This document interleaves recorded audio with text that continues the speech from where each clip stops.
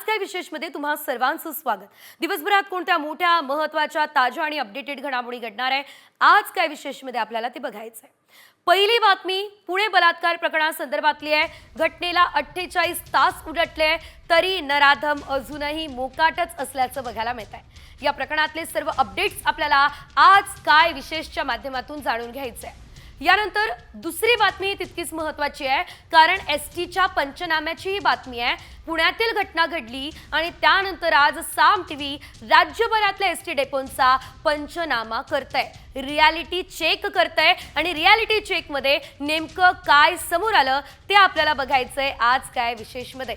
तिसरी बातमी ही पुण्यातून आहे। कॅब चालकानं महिलेची छेडछाड केली असल्याचं दिसतंय आणि हे प्रकरण नेमकं काय आहे, कारण ही घटना सुद्धा पुण्यात घडलेली आहे। या संदर्भात ताजी आणि सविस्तर अपडेट आपल्याला आज काय विशेषच्या माध्यमातून घ्यायची आहे।